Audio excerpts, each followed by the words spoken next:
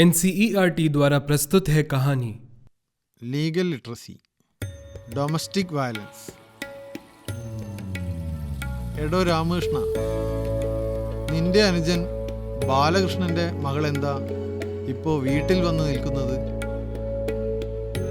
എൻ്റെ മാഷേ, അവൾക്ക് ബാലകൃഷ്ണൻ കൊടുത്ത സ്വർണ്ണാഭരണങ്ങൾ കുറഞ്ഞുപോയി എന്ന് പറഞ്ഞ് അവളുടെ ഭർത്താവ് അവളെ ഇവിടെ ആക്കി പോയതാ. എന്നിട്ട് ബാലകൃഷ്ണൻ ഒന്നും പറഞ്ഞില്ലേ? ഇല്ല മാഷേ, എങ്ങനെയെങ്കിലും കുറച്ചുകൂടി സ്വർണം ഉണ്ടാക്കി കൊടുക്കാനുള്ള ശ്രമത്തിലാവൻ. മുൻപും ഇതുപോലെ വന്നപ്പോൾ അവൻ ഇത്തിരി സ്വർണം ഉണ്ടാക്കി കൊടുത്തിരുന്നു. എടോ രാമകൃഷ്ണ, എന്തിനാടോ അതിനൊക്കെ പോയത്? ഗാർഹിക പീഡന നിയമപ്രകാരം ഒരു പരാതി കൊടുക്കരുതായിരുന്നില്ലേ?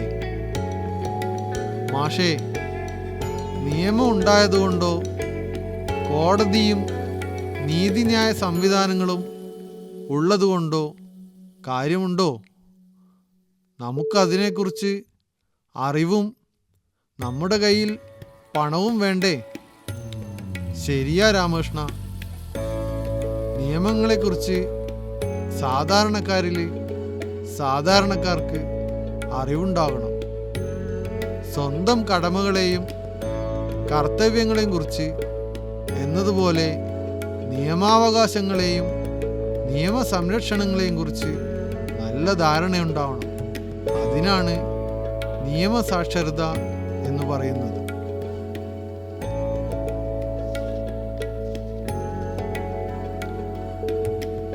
അതേ മാഷേ, പക്ഷേ പാവപ്പെട്ടവന് ഇതിനെക്കുറിച്ച് എന്തറിയാം?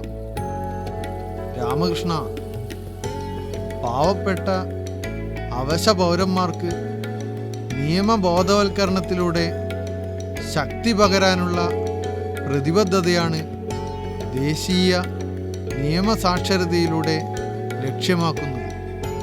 അതിനായി നാഷണൽ ലീഗൽ സർവീസസ് അതോറിറ്റിയും സംസ്ഥാനങ്ങളിലെയും കേന്ദ്രഭരണ പ്രദേശങ്ങളിലെയും ലീഗൽ സർവീസസ് അതോറിറ്റികളും കൈകോർത്ത് പ്രവർത്തിക്കുന്നുണ്ട്. അതിന് നമ്മൾക്കെന്ത് പ്രയോജനമുണ്ട് മാഷേ? സാധാരണക്കാരുടെ ആവശ്യങ്ങൾക്കായി നിയമസേവന സമിതികൾ സുപ്രീം കോടതിയിലും ഹൈക്കോടതികളിലും രൂപവൽക്കരിച്ചിട്ടുണ്ട്. ഇതുകൂടാതെ ജില്ലാ താലൂക്ക് തലങ്ങളിൽ സൗജന്യ നിയമസേവനങ്ങളും ലഭ്യമാക്കിയിട്ടുണ്ട്.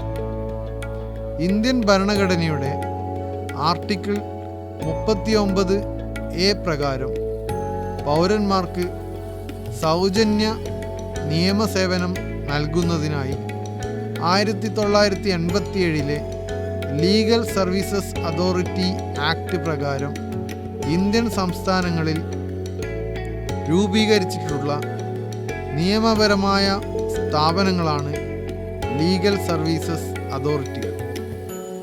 ഒരു വ്യക്തിക്ക് ചെലവ് വഹിക്കാൻ കഴിവില്ലെങ്കിൽ ഈ അധികാരികൾ സൗജന്യ നിയമസഹായം നൽകുന്നു. വ്യക്തി ഒരു കേസിൽ പ്രതിയാണെങ്കിൽ അഭിഭാഷകനെ നിയമിക്കുന്നതും ഇതിൽ ഉൾപ്പെടുന്നു. അങ്ങനെയെങ്കിൽ മാഷേ, ലീഗൽ സർവീസസ് അതോറിറ്റിയുമായി ബന്ധപ്പെടാനുള്ള കാര്യം ഞാൻ മകളോട് പറയാം.